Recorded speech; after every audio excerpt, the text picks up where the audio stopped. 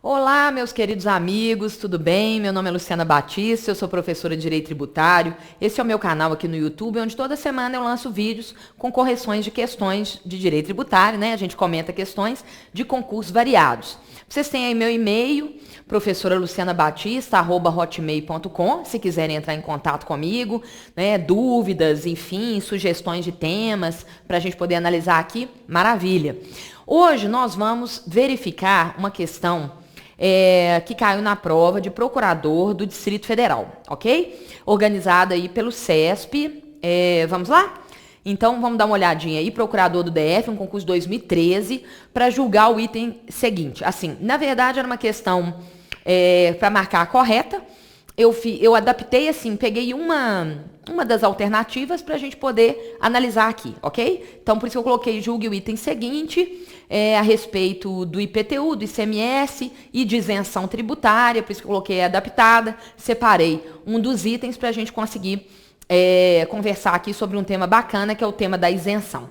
Então, olha só, a questão diz assim, é inconstitucional a isenção de tributo estadual fundada em tratado internacional ratificado pelo presidente da República. Então guarda para mim. O item está te cobrando, certo ou errado? É inconstitucional a isenção de tributo estadual fundada em tratado internacional ratificado pelo presidente da República. Vamos lá, vem cá. Antes da gente analisar se esse item é verdadeiro ou falso, eu selecionei inclusive essa alternativa porque ela nos permite aprofundar aqui o estudo da isenção e conversarmos sobre diversos aspectos que vêm caindo nos concursos, ok? Então, vamos começar, afinal de contas, o que é isenção, onde ela está prevista no Código Tributário Nacional. Vamos começar por ali. Quando a gente fala em isenção, eu estou falando de uma causa de exclusão do crédito tributário. Então, vamos relembrar aqui, quando a gente fala em crédito tributário, o conceito de crédito tributário está no artigo 139 do CTN. O crédito decorre da obrigação principal, segundo o Código, e tem a mesma natureza desta obrigação.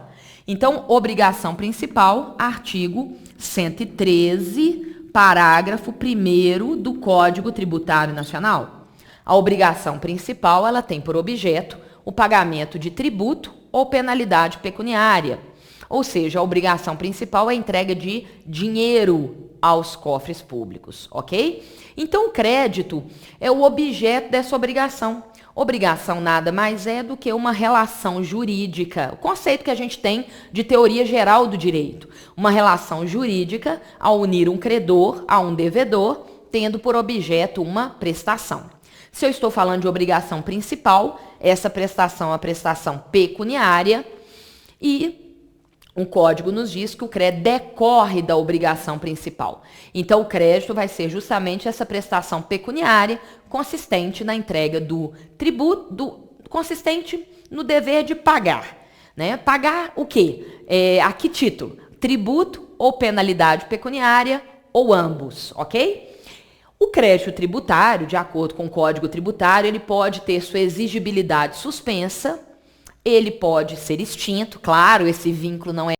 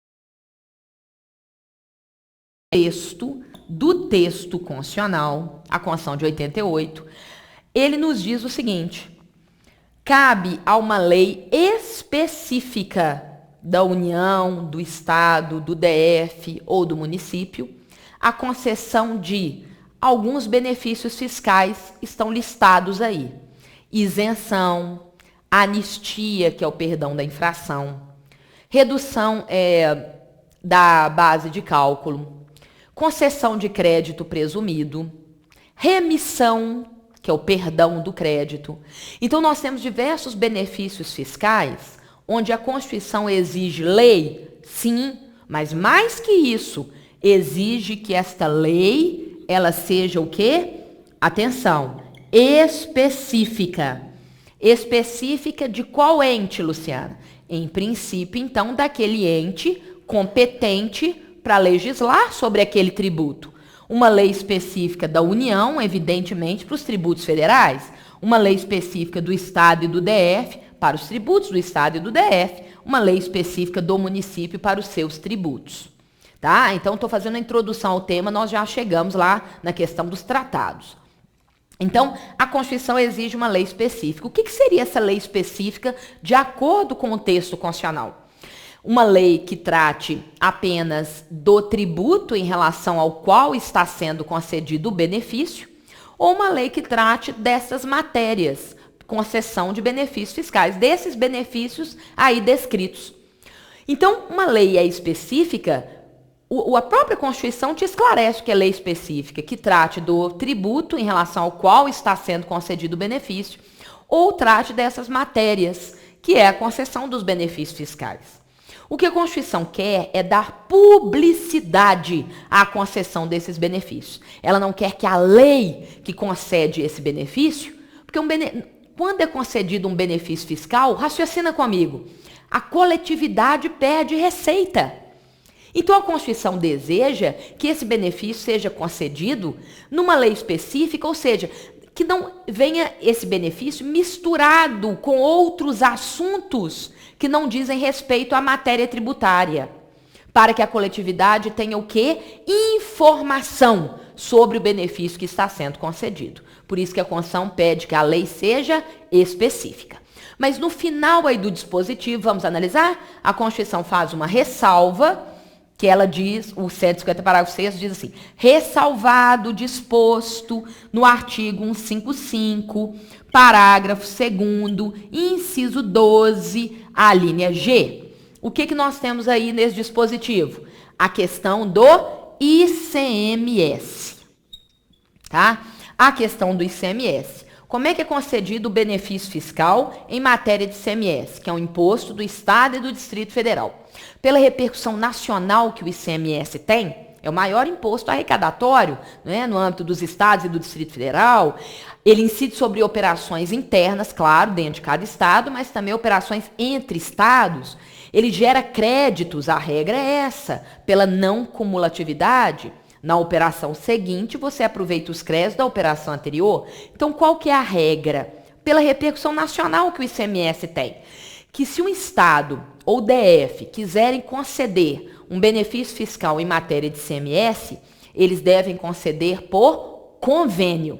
Então, eles devem levar essa proposta à deliberação dos demais estados para conceder via convênio no Conselho Nacional de Política Fazendária, o famoso CONFAS. Então, para os demais tributos, necessidade de lei específica. Para o ICMS, necessidade de convênio. Convênio. Ok? Convênio entre os estados e Distrito Federal. Muito bem. Então, no plano interno, daqui a pouco a gente fala do tratado, uma isenção tem que ser concedida por lei específica de cada ente da federação para o seu próprio tributo, e quanto ao ICMS, uma peculiaridade que é a concessão via convênio. Beleza até aqui? Acompanhando? Tranquilo, né? Podemos avançar? Então vamos. Então vocês viram que cada ente, qual que é a regra? Cada ente deve conceder por lei própria a isenção sobre o seu tributo. Esta regra, ela é confirmada pela própria Constituição em outro dispositivo, que é o que vai nos interessar para a gente fazer o link, a ligação com a questão do tratado internacional. Vejam para mim, por favor, o artigo 151, inciso 3 da Constituição. A Constituição nos diz o quê? Que é vedado à União, conceder isenção. Então, a União não pode conceder, posso riscar então aqui? A União não pode o quê? Conceder isenção de tributo do Estado, do DF ou do município. Tranquilo, né? Essa regra? Porque cada ente deve conceder isenção sobre o seu próprio tributo por lei específica. Em se tratando de ICMS, aí necessidade de convênio entre os estados e Distrito Federal. Essa é uma regra, então, prevista na Constituição. Porém, nós temos uma exceção a esta necessidade de lei de cada ente para tratar do seu próprio tributo. Porque, por exemplo, se eu te perguntar, gente, quem concede isenção de um tributo do município, por hipótese, de Curitiba? Você vai me falar, Luciana, um município de Curitiba por lei própria, lei específica nos termos da Constituição. Bacana. Então, a regra é cada ente legislando sobre o seu próprio tributo. Mesmo em relação ao ICMS, onde há necessidade de convênio, raciocina comigo. Quem é que celebra esse convênio? Os estados e o Distrito Federal. Ou seja, aqueles entes que são o quê? Competentes para tratar daquele tributo. Então, a regra é o ente competente legisla, ele que trata, ele que regula o seu próprio tributo. Tem uma exceção pela Constituição. Vem cá. Qual é esta exceção? A exceção, ela está prevista no artigo 156 da Constituição. Artigo 156, parágrafo 3º, inciso, estou colando aqui, inciso 2 da Constituição. Que exceção é esta, Luciana? Que exceção é esta? Vem comigo aqui. É o seguinte, a Constituição vai nos dizer que, a exceção, a Constituição vai nos dizer que cabe à lei complementar excluir da incidência do ISS as exportações de serviço. Então, em se tratando de ISS-QN, aquele imposto sobre serviços de qualquer natureza, competência de quem? Município e Distrito Federal, caberia a uma lei complementar conceder uma isenção. O caso não é de imunidade. Por quê? Porque a matéria é infraconstitucional. A imunidade, ela atua no plano constitucional, limitando o próprio poder de tributar. Aqui nós estamos falando de um benefício concedido no plano infraconstitucional, por lei complementar. Então, caberia a essa lei complementar conceder uma isenção do ISS-QN na exportação. Ok? Então, raciocina comigo.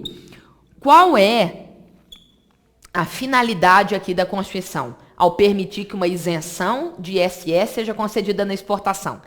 É incentivar as exportações, é beneficiar a exportação.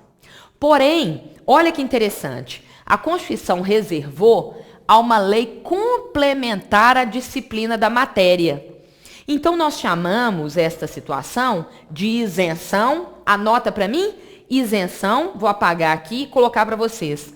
Isenção heterônoma, heteronorma, norma que vem de fora. Isenção heterônoma. Ok? Heteronorma, uma norma que vem de fora, né? Então, ou seja, o município e o Distrito Federal vão ter que acatar uma isenção que não foi concedida por lei própria, mas sim por uma lei complementar, ou seja, elaborada pelo Congresso Nacional. Por isso que ele chama de isenção heterônoma. Essa lei complementar atualmente é a lei complementar, se quiserem anotar, 116, de 2003, que trata do ISSQN. Muito bem, agora para a gente resolver a questão, vamos lá. Pensem comigo o seguinte, esta regra, Luciana, que veda a isenção heterônoma, porque a União não pode conceder isenção de tributo do Estado, do DF ou do município, a não ser nessa situação descrita aí sobre o ISS na exportação. Essa regra, ela se aplica também na questão dos tratados internacionais, quando a União celebra tratado internacional, ela pode conceder via tratado a isenção de um tributo do Estado, do DF ou do município? Qual é a corrente adotada pelo Supremo Tribunal Federal? Que sim, a União pode sim conceder isenção via tratado. Por quê? Porque o artigo 151, inciso 3, esse artigo que veda a União conceder isenção de tributo de outros entes, é um artigo que se aplica somente no campo interno, na relação da União com os demais entes da Federação. Quando a União celebra um tratado, ela está representando os interesses nacionais. É ela que é dotada de legitimidade pela Constituição para celebrar tratados perante os outros estados, né? E os demais, enfim, entes do direito internacional capazes de celebrar tratado internacional. Então, quando a União assim atua, ela age nos interesses não só dela, nos interesses federais, mas também nos interesses do Estado, presumidamente, do Distrito Federal e do município, ou seja, ela atua representando a República Federativa do Brasil. Então, por isso é que o artigo, atenção, segundo o Supremo, o artigo 151, inciso 3º, não se aplica para a concessão de isenção via tratado internacional. Luciana, beleza. Quando a União, então, celebra um tratado, ela pode conceder isenção de tributo dos outros entes? Pode. E isto é um caso, cuidado, de isenção heterônoma? Não. Isso não é isenção heterônoma segundo o Supremo. Porque os estados e DF não estão acatando uma norma que vem de fora, nesse sentido, não produzida pelo seu próprio poder legislativo. Aqui no ISS, na exportação, é isenção heterônoma. Porque a lei complementar é feita lá no Congresso Nacional e não na Câmara do município ou na Câmara do DF. Quando a União celebra um tratado, isso não é isenção heterônoma, porque ela está, por presunção, representando os interesses também dos estados, DF e município. Ok? Então, isso está expresso na jurisprudência do Supremo. Anota para mim, para a gente fechar a questão. A isenção via tratado na jurisprudência do Supremo Tribunal Federal. Isenção via tratado na jurisprudência do Supremo Tribunal Federal, vocês vão encontrar a ADI, neste sentido, a ADI 1600 do Distrito Federal, ADI 1600 do Distrito Federal e o recurso extraordinário 229.096. Ok? Do Rio Grande do Sul, tá? Então, fica essa referência para vocês na jurisprudência do Supremo Tribunal, tudo bem? Então, vamos lá? Vamos voltar, então, na leitura lá da questão? Vamos voltar? A questão diz o seguinte, julga para mim verdadeiro ou falso. É inconstitucional a isenção de tributo estadual fundada em tratado internacional ratificado pelo presidente da República. É inconstitucional, segundo o Supremo? Não. Resposta. Gabarito. Então, errado. Não é inconstitucional. Ok? Maravilha. Então, relembramos a questão da isenção, concessão por lei específica. A isenção heterônoma, que é só aquele caso de ISS na exportação. E que, pelo Supremo, é possível a concessão de isenção via tratado internacional. Tá? Sem ser isenção heterônoma. Muito obrigada pela atenção. Os senhores têm a referência do Facebook, Luciana Batista Santos, a minha fanpage no Face, professora Luciana Batista. Eu sempre posto questões comentadas também lá. É mais uma forma da gente se comunicar. E o meu canal aqui no YouTube, professora Luciana Batista. Tá? Eu aguardo vocês para uma próxima oportunidade. Toda semana eu estou divulgando vídeos. Divulguem para mim, me ajudem, compartilhem se gostarem. Um grande abraço, bons estudos. Tchau.